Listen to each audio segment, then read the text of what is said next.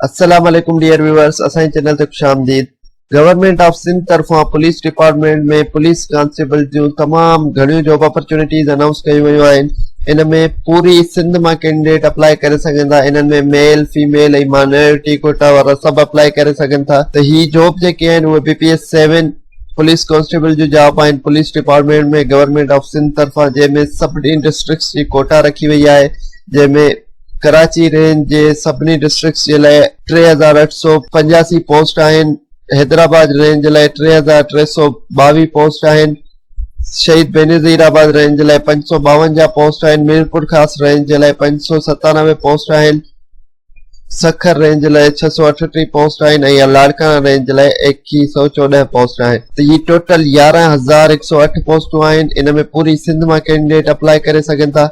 अचो त ॾिसंदा इन में अप्लाई करण जो प्रोसीजर छा आहे। सभिनी खां पहिरियों जे क्वालिफिकेशन आहे उहा मैट्रिकुलेशन रिक्वायर्ड आहे। त इन में हर को अप्लाई करे सघे थो जेको मैट्रिक ऐं मैट्रिक खां मथे जंहिंजी क्वालिफिकेशन आहे। इन जी एज जेका लिमिट आहे उहा 18 खां 28 साल आहे। इन जे जेके फिजिकल स्टैंडर्ड्स आहिनि, मेल जी जेका हाइट आहे 5 फुट 5 जो हुजे। चेस्ट जेका मिनिमम 30 विथ 1.5 एक्सपांशन। फीमेल जी हाइट 5 फुट हुजे। इन में जेका फिजिकल एंट्रेंस रेस ईंदी उहा 1600 मीटर रनिंग करनी पवंदी मेल कैंडिडेट्स के 8 मिनट में ऐं फीमेल कैंडिडेट्स के 800 मीटर वॉक करनी पवंदी इन 14 मिनट्स। अप्लाई करण लाइ तव्हां वेबसाइट ते वञी apply.sts.net.pk ते वञी अप्लाई कंदा। इन जो जेको चालान आहे उहो 1500 जो आहे। इन जी जेका लास्ट डेट आहे उहा 23/4/2024 आहे। हाणे असां ॾिसंदासीं त हिन में अप्लाई करण जे लाइ सभिनी खां पहिरियों तव्हांखे सखर IBA जी वेबसाइट जे पोर्टल ते वञिणो पवंदो। apply.sts.net.pk ते जीअं ई तव्हां ईंदा तव्हां हिन पोर्टल ते अची वेंदा।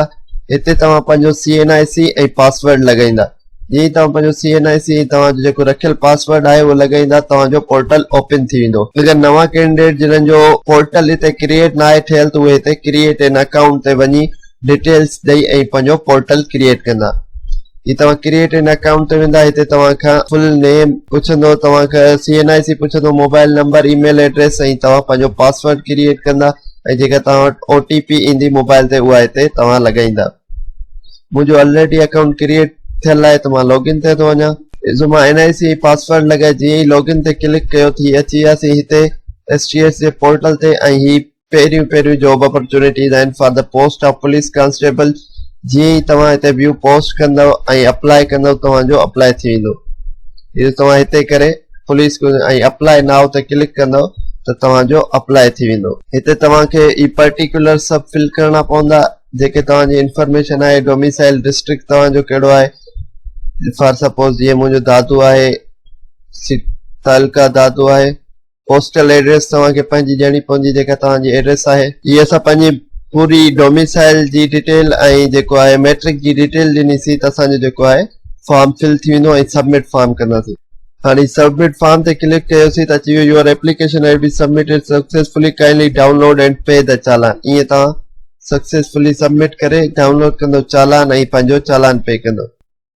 हाणे हीअ असांजो चालान आहे, असां हितां डाउनलोड कंदासीं ऐं हीउ चालान अची वियो। हीउ ॾिसो, हीउ तव्हां ॾिसी सघो था त चालान आहे जंहिंमें डिटेल आहे पूरी अलाइड बैंक जी। उम्मीद था कयूं तव्हांखे इंफॉर्मेशन मिली वेंदी सिंध पुलिस में कीअं अप्लाई करणो आहे। मज़ीद अहिड़ियुनि इंफॉर्मेटिव वीडियोज़ जे लाइ असांजे चैनल खे लाइक कयो, सब्सक्राइब कयो त जीअं असांजी ईंदड़ हर नई वीडियो ताईं पहुची सघे। अल्लाह हाफ़िज़।